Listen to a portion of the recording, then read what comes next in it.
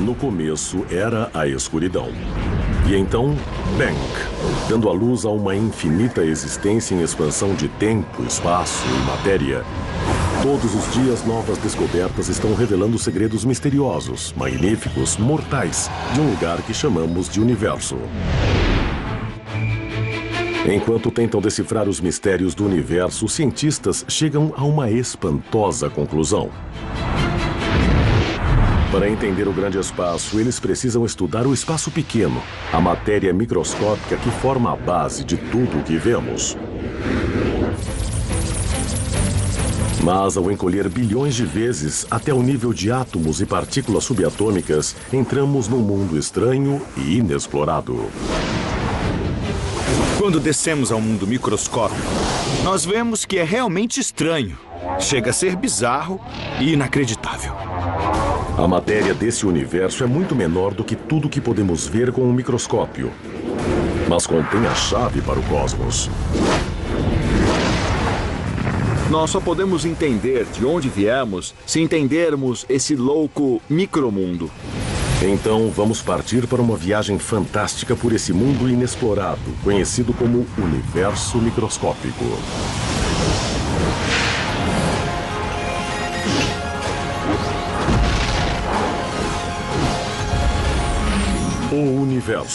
O universo microscópico.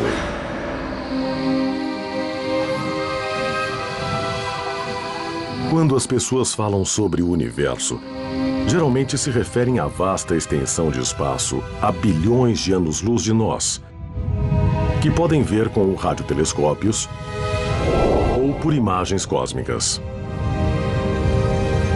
Pensam em estrelas, galáxias e planetas e tudo que é grande no espaço. Nós temos corpos astronômicos se movendo sob a força da gravidade. Existem leis da natureza e achamos que elas estão certas para sempre. No entanto, existe outro universo, um mundo invisível, que governa tudo aquilo que vemos. Quando diminuímos de tamanho, trilhões de vezes, até o mundo microscópico,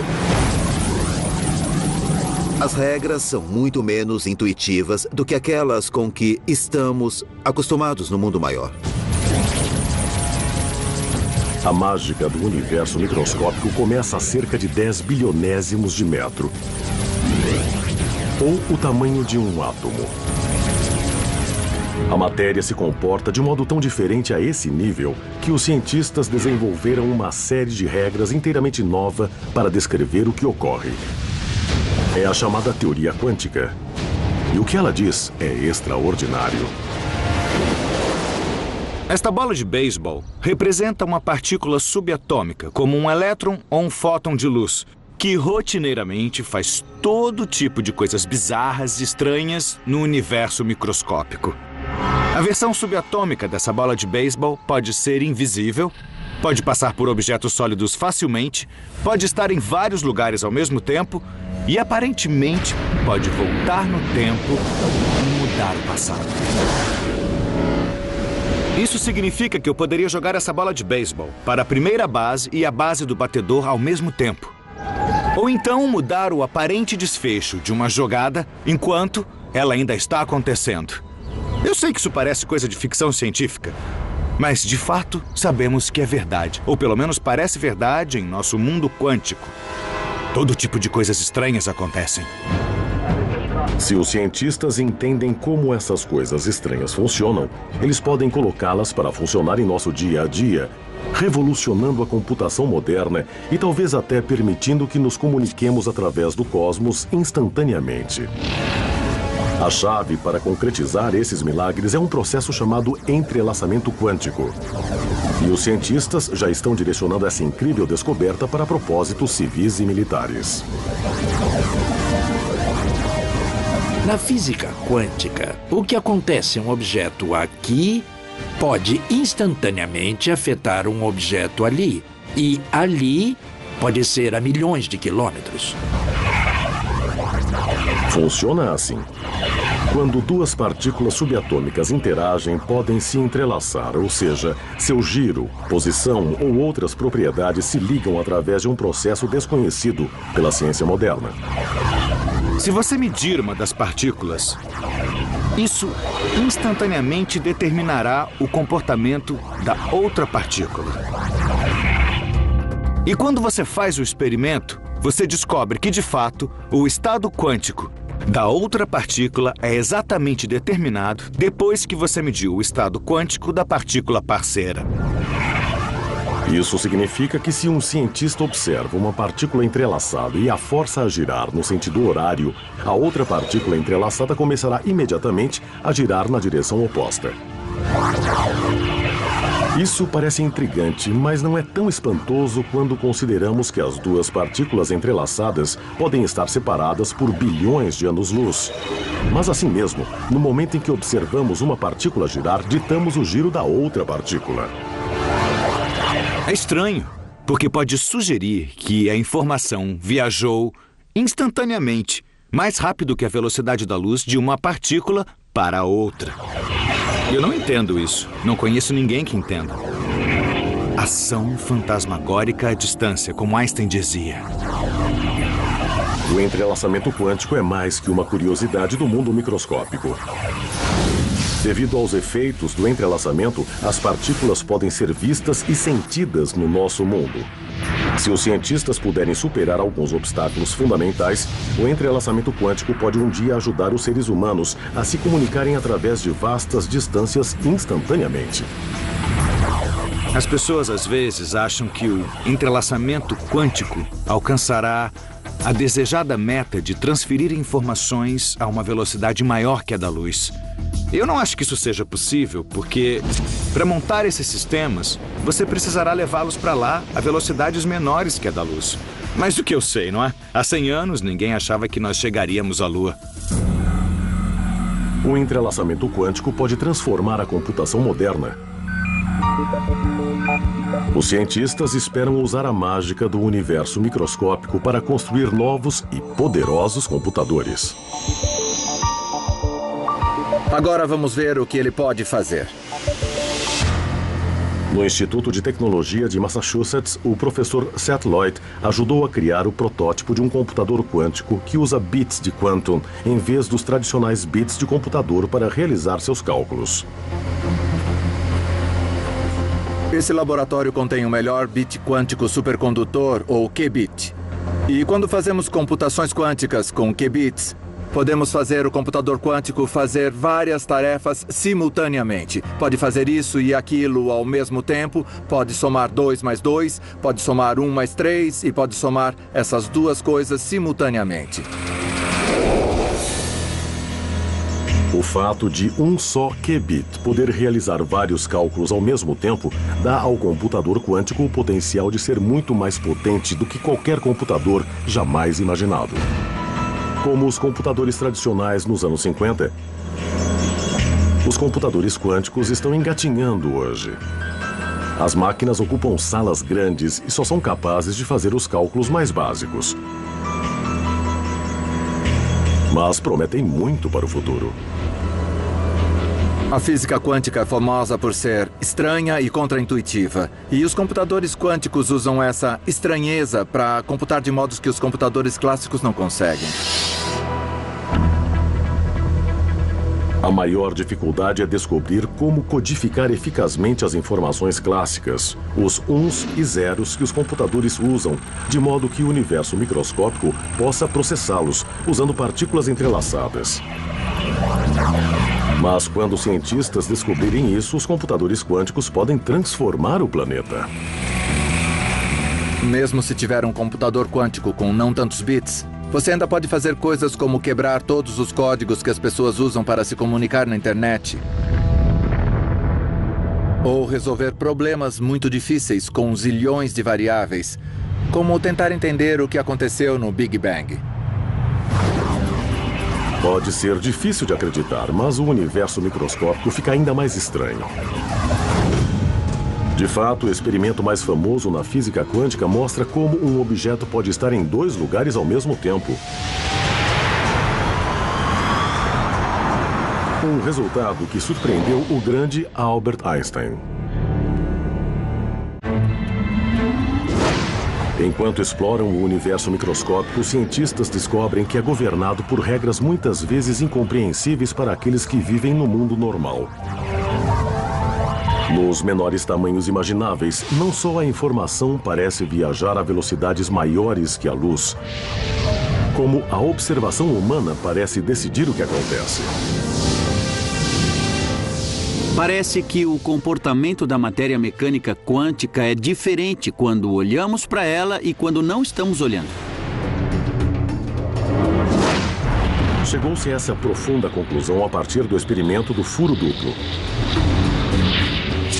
Os cientistas realizaram esse experimento pela primeira vez há um século.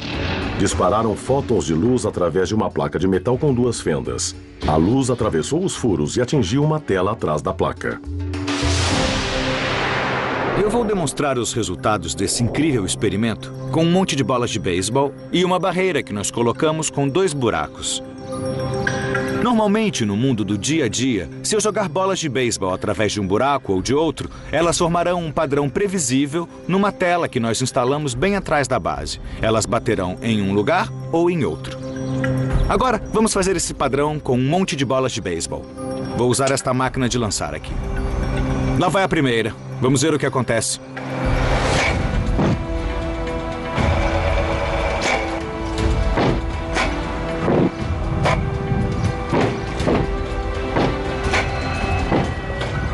Nós podemos observar que as bolas bateram na tela em 2 montes distintos, numa linha direta, a partir de cada um dos buracos. Isso é natural, é o que esperamos. Mas quando vamos para o universo microscópico e usamos elétrons, que são 10 trilhões de vezes menores que bolas de beisebol, temos um resultado muito diferente quando realizamos esse experimento. Um padrão que você esperaria se as bolas fossem ondas passando pelos 2 buracos ao mesmo tempo e interferindo umas com as outras. Geralmente nós pensamos que os elétrons são partículas. Então, como é que eles podem exibir propriedades de ondas? Esses resultados eram desconcertantes. O elétron era uma partícula antes de ser lançado na tela. No entanto, formava um padrão na tela, como se esse único elétron tivesse passado pelos 2 buracos ao mesmo tempo. Uma partícula microscópica pode se clonar espontaneamente no meio do caminho? Após anos de estudo, os cientistas ainda não sabem exatamente o que ocorre. Provavelmente, o mais mágico na física quântica é que um objeto pode estar em mais de um lugar ao mesmo tempo. Na verdade, pode sentir as 2 fendas e passar por elas e pela mecânica quântica, sentir a estrutura das 2 fendas no experimento. A maioria dos físicos concorda que a matemática é bem sólida e leva a soluções que são inegáveis e que podem ser confirmadas por medições experimentais. Mas exatamente o que acontece e como ainda é debatido. Para tentar entender esse incrível resultado experimental, os cientistas decidiram observar como os elétrons individuais se comportavam quando passavam pela fenda dupla. Exatamente como uma partícula podia passar pelos 2 buracos ao mesmo tempo. Os cientistas resolveram observar de perto o estranho comportamento desses elétrons ou outras partículas subatômicas ou até fótons de luz. Não importava, desde que fossem pequenos. Eles não apenas olharam onde batiam na tela. Eles também observaram o comportamento das partículas ao passarem pelos buracos. E aí viram algo incrível. Quando os cientistas estavam observando os buracos, os elétrons se comportavam como partículas e formavam um padrão igual ao das bolas de beisebol na tela. Mas quando os cientistas não estavam observando, os elétrons se comportavam como ondas. Formavam um padrão parecido com o padrão de interferência produzido por ondas numa tela. É muito estranho. O que você vê depende de você estar olhando ou não. Se estiver olhando, você vê o comportamento de partícula, como as bolas de beisebol. Se não estiver olhando, você vê um comportamento de onda. mas não os dois ao mesmo tempo. Isso era nada menos que assombroso. A observação parecia mudar a natureza das partículas subatômicas. Misteriosamente, quando não estamos olhando, as coisas são ondas. Quando estamos olhando, elas parecem partículas. Então, até um elétron que parece uma partícula tem propriedades de onda quando não estamos olhando. O fato de que, quando não olhamos, o elétron parece atravessar os dois buracos. Mas quando olhamos, nós sempre o vemos passar por um buraco ou pelo outro. É chamado de enigma quântico. Como nossa decisão de observar algo muda como esse algo age. Há uma explicação técnica. Para fazer uma observação, você precisa interagir com o sistema. Por exemplo, você precisa lançar luz nele, e a luz repercute e você a observa. É assim que sabemos que uma bola de beisebol está aqui ou ali. A luz repercute nela. No caso das partículas macroscópicas, isso não as perturba muito. Mas no caso das partículas microscópicas, o ato da luz repercutir na partícula muda onde ela está e como está se movendo. Então, no universo microscópico, onde fótons de luz têm cerca do mesmo tamanho que partículas subatômicas, os fótons têm um grande impacto quando iluminam as partículas para que possamos vê-las. Mas isso não responde à pergunta por que a luz simplesmente não muda a direção das partículas subatômicas. Por que a observação de fato muda a natureza do que está sendo observado? A resposta curta é não sabemos. Esse é o mistério fundamental da mecânica quântica, a razão que torna a mecânica quântica difícil. Misteriosamente, quando olhamos as coisas, vemos partículas, e quando não olhamos, as coisas são ondas. É algo que nós cientistas temos discutido apaixonadamente durante quase 100 anos e ainda não há consenso. Quando foram divulgados, há um século, esses resultados perturbaram a mente mais brilhante da ciência. Einstein disse: "Eu não acredito na física quântica porque acredito que a Lua está lá mesmo quando não estou olhando para ela." Einstein se referia, é claro, às implicações da teoria de que a Lua não está em nenhum lugar até ser observada. No entanto, as paradoxais conclusões do experimento da fenda dupla vão além. Recentemente, graças à tecnologia, os cientistas puderam realizar uma fascinante variação do teste. Seus resultados questionam nossa percepção do próprio tempo. Essa é uma versão high-tech do experimento da fenda dupla. Elétrons são lançados em direção a uma barreira com duas fendas. Mas os cientistas podem atrasar sua decisão de observarem os elétrons até depois de passarem pelos buracos, mas antes de baterem na tela. É como se eu estivesse num campo de beisebol e uma bola fosse atirada em direção à barreira com os buracos. Mas meus olhos estão fechados, então ela atravessa e se comporta como uma onda. Mas aí, no último segundo antes de atingir a tela, eu abro os olhos e decido observá-la. Nesse momento, os elétrons, em essência, tornam-se partículas. E, aparentemente, sempre foram partículas desde que saíram do canhão de elétrons. Então, é como se eles voltassem no tempo antes de passarem pelos buracos e decidissem passar por um ou por outro. Não pelos dois, como fariam se estivessem se comportando como ondas. Isso é loucura. Esse é o enigma. O que nossa escolha do que experimentar fazer determina o estado anterior do elétron. De um jeito ou de outro, nós tivemos uma influência nele, o que parece viagem no tempo. Os cientistas estão apenas começando a entender o que esses mistérios microscópicos significam para a viagem no tempo e a mudança do passado em nosso dia a dia. Mas uma coisa é clara. As regras que governam esse mundo subatômico indicam um universo que é tão misterioso quanto a ficção científica. De fato, a física quântica pode sugerir que a realidade é simplesmente um fruto da nossa imaginação.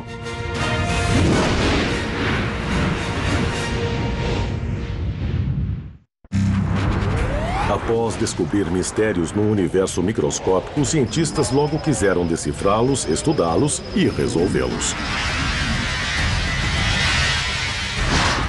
Mas enquanto tentavam entender exatamente como funcionava esse estranho domínio subatômico, descobriram algo completamente inesperado.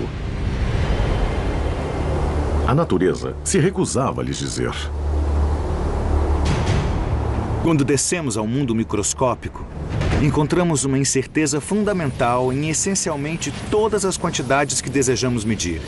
E não é um problema com o processo de medição, mas sim a própria natureza que não sabe.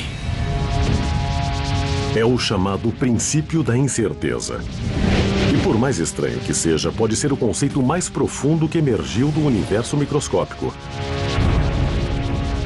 Nós simplesmente não podemos saber nada com certeza absoluta.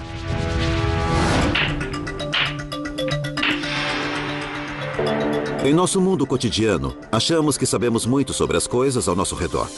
Podemos localizar, por exemplo, a posição desta bola e bater nela com uma certa velocidade que conhecemos, e podemos fazê-la colidir com outras bolas e ir adiante e jogar bilhar. Mas o que acontece se encolhermos tudo trilhões de vezes? Nesse mundo, as bolas de bilhar agora são como partículas subatômicas. Nesse domínio microscópico, os físicos quânticos descobriram que simplesmente não são capazes de determinar com qualquer precisão onde essas partículas estão localizadas, devido às suas qualidades de onda. E o que é mais estranho, se os cientistas tentarem isolar uma partícula, ela sempre gerará energia suficiente para romper os limites antes que sua posição e velocidade sejam determinadas. O princípio da incerteza diz que a natureza não permite que seus elementos fundamentais sejam isolados. No mundo microscópico, porque as partículas interagem com uma série de regras completamente diferentes, as regras da física quântica, o bilhar microscópico será um jogo completamente diferente.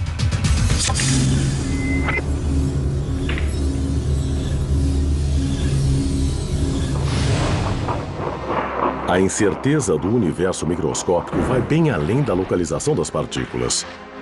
Aplica-se a tudo, inclusive à energia de uma partícula. E isso dá origem a um espantoso fenômeno chamado tunelamento quântico. Na física clássica, se jogar uma bola numa parede e não jogar com muita força, não vai atravessar a parede, vai repercutir. Mas, se for um elétron e você não jogar com muita força para atravessar a parede, pode atravessar do mesmo jeito, e isso se chama tunelamento quântico. Mas como isso é possível?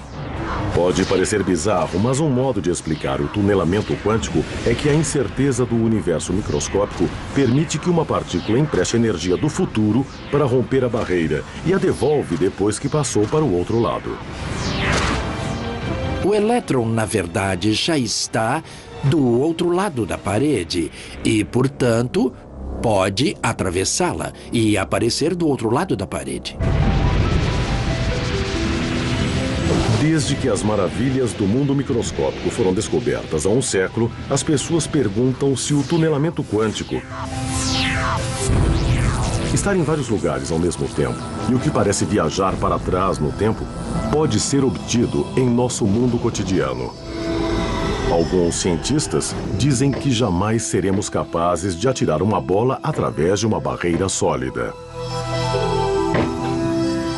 Uma bola de beisebol é um colossal número de partículas. Seria preciso que todas elas, coletivamente, aparecessem em outro lugar para que a bola de beisebol, de repente, aparecesse inteira em outro lugar. E isso é extraordinariamente improvável. Um único elétron ou um único próton podem fazer isso. Mas quanto maior a partícula ou a coleção de partículas, mais difícil se torna o processo de tunelamento. No entanto, um número crescente de físicos estão desenvolvendo uma teoria mais ousada. Sabemos que essas minúsculas partículas podem estar em dois lugares ao mesmo tempo, mas eu sou feito dessas partículas, então se elas podem estar em dois lugares ao mesmo tempo, eu também posso. Os cientistas chamam isso de interpretação de muitos mundos da física quântica. Eles dizem que, tal como o elétron no experimento da fenda dupla, todos os seres humanos estão em vários lugares ao mesmo tempo. Dizem que sempre que alguém toma uma decisão, não escolhe uma opção em vez de outra. Em vez disso, escolhemos as duas, em versões da realidade ligeiramente diferentes. O que acontece quando você usa sua mente e sua vontade para decidir é que você acaba fazendo muitas decisões e todas elas se realizam em diferentes universos paralelos. A hipótese dos muitos mundos da física quântica diz que quando eu atiro uma bola curva, eu faço isso apenas neste universo. Em outro universo, posso estar lançando uma bola rápida. E em outro universo, eu atiro uma bola lenta pela primeira vez na vida. E em outro universo, eu jogo esta bola para fora do campo. Na hipótese dos muitos mundos, todas essas escolhas são desfechos que ocorrem em universos que são paralelos ao nosso. Não no nosso, mas em universos paralelos. É o que a hipótese dos muitos mundos nos diz. Essa ideia parece improvável, mas um impressionante número de físicos teóricos acredita que é assim que o mundo microscópico funciona. Se for verdade, as implicações dessa espantosa teoria vão muito além dos campos de beisebol. Essencialmente, sugere que há universos paralelos ao nosso, em que os nazistas venceram a Segunda Guerra Mundial. E que em outro, o governo americano frustrou os atentados de 11 de setembro. E o World Trade Center ainda estaria de pé em Manhattan. Se levarmos a mecânica quântica ao pé da letra, toda vez que você observa algo que pertence à mecânica quântica, você se torna duas cópias de si mesmo. Existe a cópia que obtém uma resposta e existe a cópia que obtém outra resposta. E isso implica que há um imenso número de outras cópias de você que viram coisas levemente diferentes no universo. Hoje é completamente aceito que o micromundo é bizarro. Muitos esperavam que essa bizarrice se confinasse ao micromundo, de modo que coisas grandes como nós fossem imunes e sempre estivessem num único lugar. Mas está claro agora que essa esperança era ingênua. A bizarrice não pode ser confinada. O fascinante debate sobre a interpretação dos muitos mundos da física quântica continuará até que os físicos finalmente resolvam os mistérios do universo microscópico. No entanto, alguns astrônomos estão concluindo que nós jamais seremos capazes de explicar completamente esses mistérios, porque, segundo seus cálculos, a vasta maioria da matéria que mantém o universo unido existe numa dimensão superior que nunca poderemos explorar.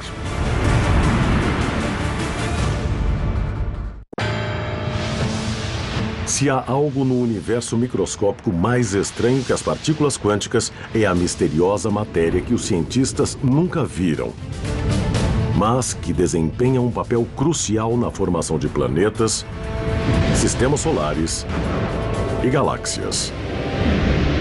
Os astrônomos sabem que há todo tipo de matéria no espaço que exerce uma influência gravitacional, mas que não podemos ver. É a chamada matéria escura. Eu não existiria se não fosse a matéria escura, porque a matéria escura tem uma força alimentadora que reúne as coisas para formar estruturas, formar galáxias que são absolutamente necessárias à vida.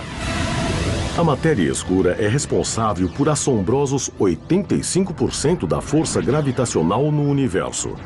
Se a matéria escura for algum tipo de partícula, então, tipicamente, milhões de matérias escuras passam por mim a cada segundo. Mas mesmo sabendo que a matéria escura existe, os astrônomos ficaram perplexos com um mistério microscópico. Qual era? No começo, pensaram que era matéria ordinária, que por algum motivo não conseguiam ver. Os astrônomos decidiram fazer um inventário. Sabemos quanta matéria ordinária existe no universo. Com matéria ordinária, queremos dizer átomos, coisas feitas de prótons, nêutrons e elétrons, as partículas elementares que compõem você, eu, tudo na Terra. E simplesmente não bate, está longe de haver matéria ordinária o bastante no universo para compor o total. A conclusão era bizarra. Como a maioria da matéria no universo microscópico podia não ser feita de prótons, nêutrons e elétrons.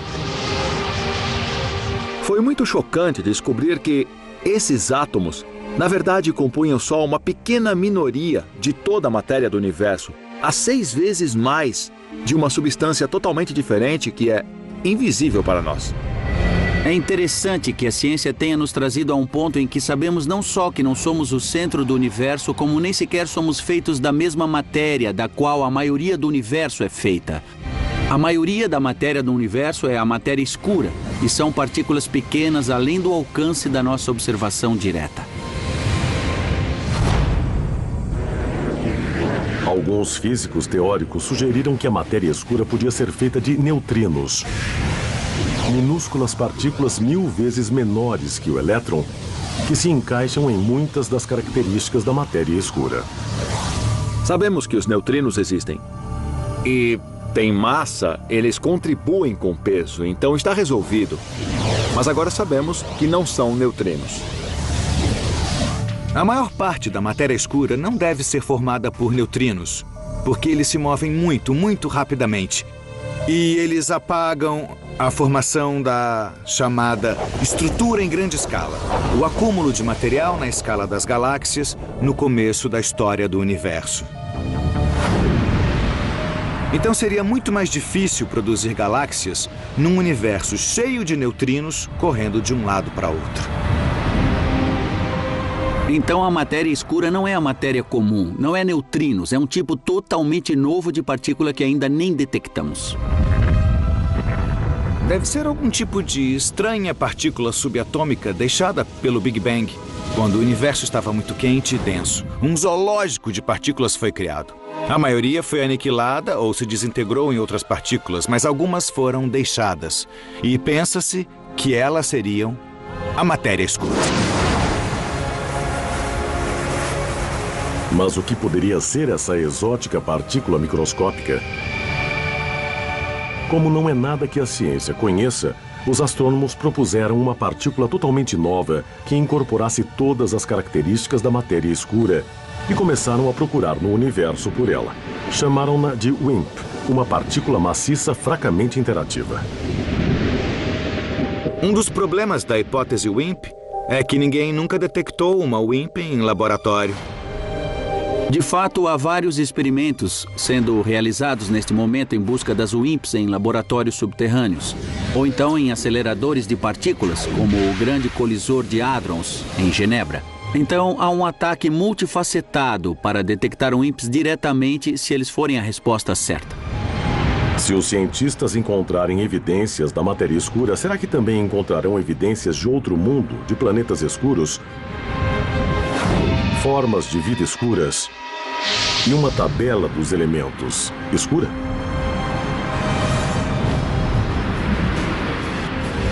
Eu não acho que sejam como nós, que as partículas da matéria escura possam formar planetas, etc. Porque se pudessem, esperaríamos que a maioria dos planetas do Sistema Solar fosse feita de matéria escura. Mas eu acho muito mais provável que o setor escuro seja formado por vários tipos de partículas, o que é muito mais complexo que apenas uma. No entanto, a ciência moderna ainda não encontrou evidências desse misterioso material microscópico. E um número crescente de cientistas argumenta que não é porque seja outra coisa, mas porque está em outro lugar, como em outras dimensões. As pessoas levaram muito a sério a ideia de que a matéria escura vem de outras dimensões ou representa partículas comuns que estão se movendo em outras dimensões. A questão de outras dimensões é que nós não as vemos, não interagimos com elas. É um lugar natural para pôr a matéria escura. É concebível que A influência gravitacional em galáxias e grupos de galáxias que atribuímos à matéria escura em nosso universo seja, na verdade, causada por concentrações de matéria em outras dimensões, que são sentidas em nossas dimensões, mas que nunca serão descobertas em nossas dimensões porque estão em outro lugar. Seja o que for ou onde esteja, muitos físicos estão confiantes de que um dia descobrirão a solução completa do mistério da matéria escura. A não ser, dizem eles, que ela exista num tamanho incrivelmente pequeno, muito menor do que os seres humanos já foram capazes de explorar. Isso suscita a questão: o que existe de menor no universo microscópico? É o que o espectador Jason L., de Houston, Texas, queria perguntar ao universo. Jason, que bom que você fez essa pergunta. As menores coisas no universo são as fundamentais partículas subatômicas, como os elétrons ou os quarks, que compõem os prótons, nêutrons ou neutrinos. Todas essas partículas seriam, na verdade, diferentes modos vibracionais de uma pequena entidade chamada corda, um pequeno pacote de energia. Então, essa é a menor coisa da qual tudo mais é feito. Pergunte ao universo. Os cientistas começaram a estudar as cordas e outros elementos incrivelmente pequenos no universo microscópico. E o que encontraram oferece pistas tentadoras de um mundo além.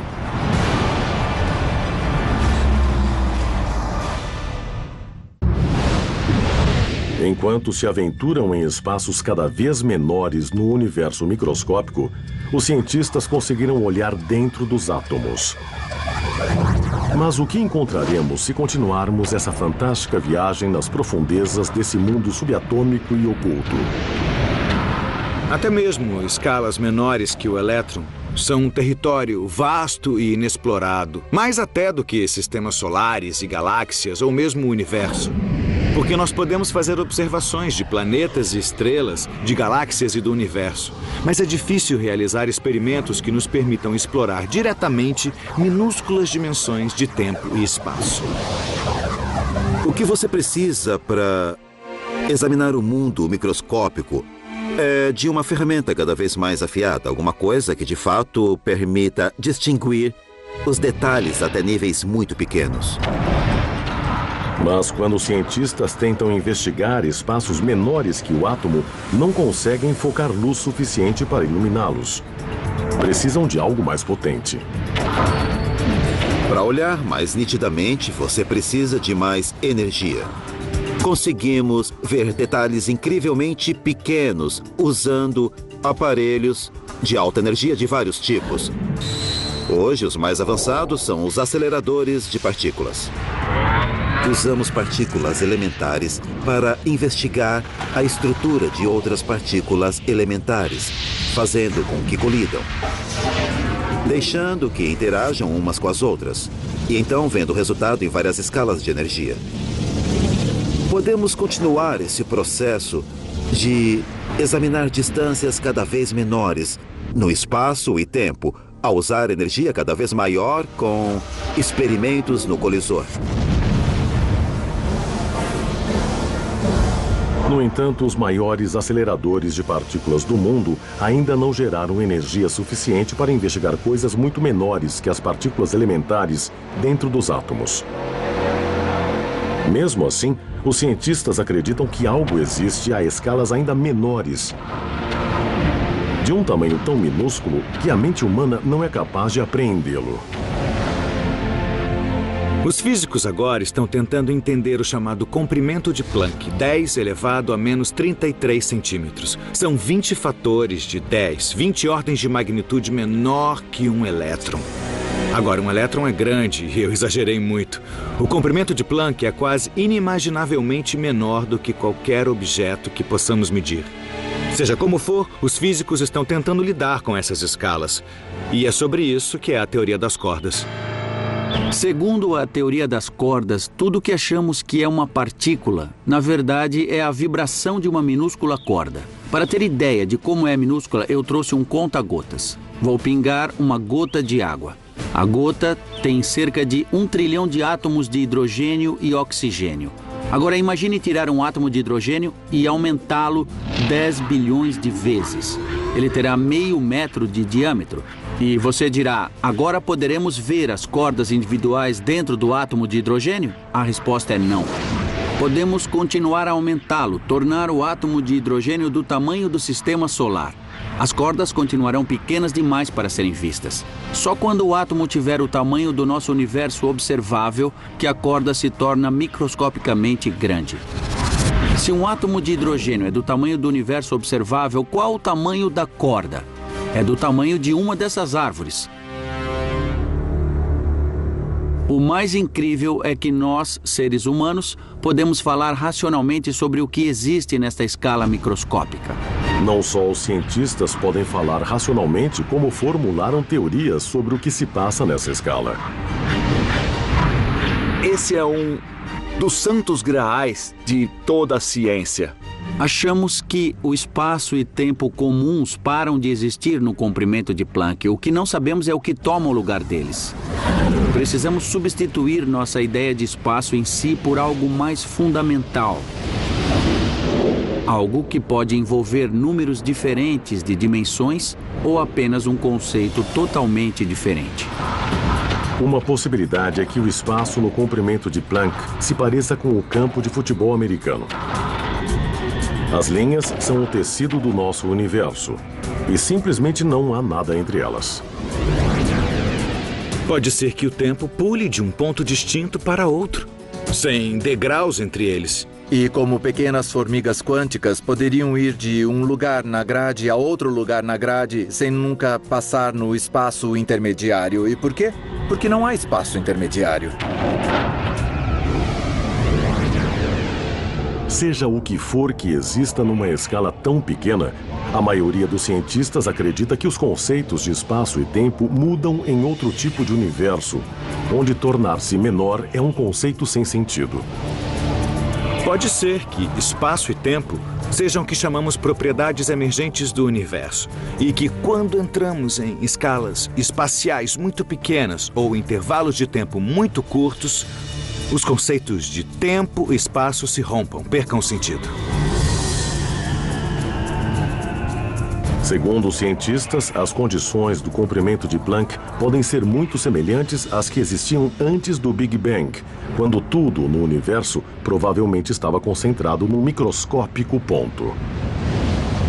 Talvez as mesmas respostas para a pergunta: o que acontece no universo às escalas muito pequenas estejam ligadas às perguntas: como era o universo antes do Big Bang?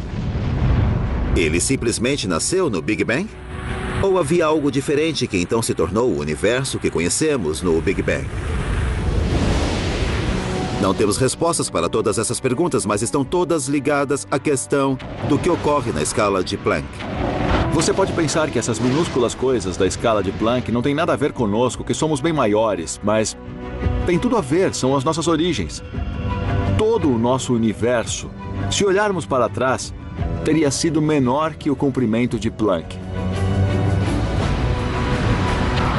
Seja o que for que exista nas menores escalas do mundo subatômico e seja como for que se comportem, os cientistas dizem que precisam entender esse mundo antes que possam compreender o cosmos acima, o comportamento humano e o que pode ter existido antes do Big Bang. É uma formidável quantidade de informações inserida num espaço inacreditavelmente pequeno. O universo microscópico.